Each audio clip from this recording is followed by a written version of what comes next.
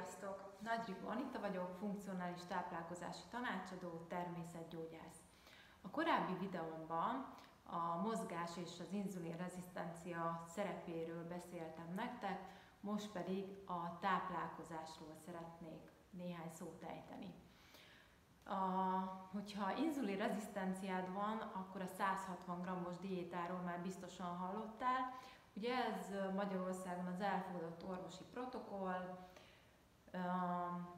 160 g, napi 5-szöri étkezés, ugye? Ezzel azért vannak problémák. Nekem a saját tapasztalatom, illetve az ügyfeleim tapasztalata is az, hogy hosszú távon ez a diéta azért nem szuperál annyira jól. Van, akinél működik, van, akinél nem, vagy 1-2 hónapig működik, van egy kis fogyás, aztán utána beáll, és akkor ugyanúgy nem tartható.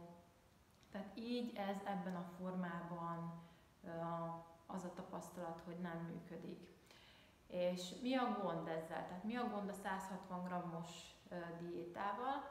Először is az, hogy nem veszi figyelembe a testsúlyt. Tehát, hogy belegondolsz, hogy egy 50 kilós, illetve egy 100-120 kilós embernek is ugyanannyi napi szénhidrát bevitelt javasol. Tehát, hogy ez nonsens.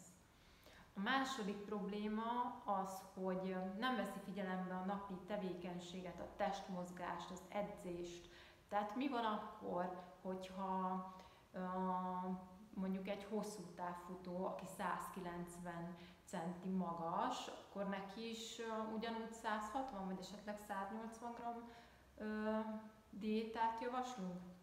És mondjuk egy 50 kilós embernek, aki egész nap az irodában ül és nem jár edzeni, neki is?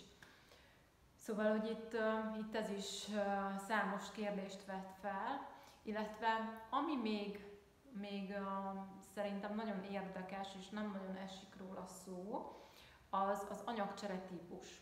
Mindnyájan mások vagyunk, másképp emésztjük a fehérjéket, szénhidrátokat, zsírokat, más genetikai állománnyal rendelkezünk. Azért van az, hogy mondjuk valakinek tök jól működik egy paleo diéta, míg másoknak inkább egy növényi alapú szénhidrátban gazdag étrend. Tehát ez is befolyásolni fogja azt, hogy mennyire működik egy adott diéta, illetve hogy hosszú távon okoz esetleg egészségügyi kihívásokat, vagy mondjuk jó-jó effektust. Illetve van még egy dolog, ami szerintem szintén fontos, az az, hogy nem nagyon hangsúlyozzák a visszaellenőrzést. Tehát honnan tudom én azt, hogy ez a napi 160 g, amit mondjuk napi 5-ször kellene elfogyasztanom, azt hogyan tolerálja az én szervezetem, tehát mondjuk étkezésenként az a 40 vagy 30 vagy 50 g szénhidrát, amit mondjuk javasolnak, arra az én vércukrom, illetve az inzulin válaszom az milyen.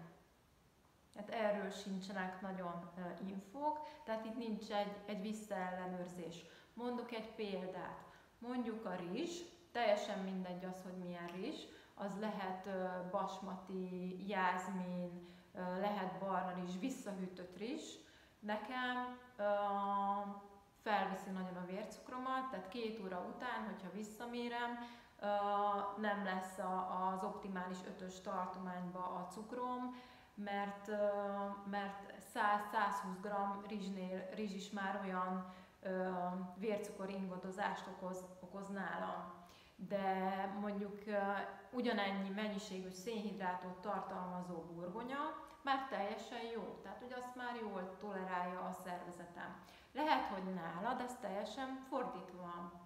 Úgyhogy ez is egy abszolút fontos szempont, hogy legyen egy visszaellenőrzés, és ezért nagyon fontos az egyéni megközelítés, és ezeknek, tehát az egyénre szabás, és ezeknek a tényezőknek a számbavétele, és ez alapján lehet aztán egy személyre szabott diétát kialakítani.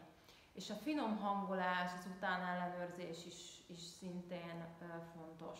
Azt javaslom, hogy ebben is légy tudatos, alakíts ki a számodra legmegfelelőbb diétát, ha kell, akkor vedd szakember segítségét igénybe, és hogyha még mindig nem tudod, hogy mi a táplálkozási anyagcsere típusod, akkor a Your Health Akadémián a táplálkozási profil keretében ezt megtudhatod, illetve ebben is segítünk.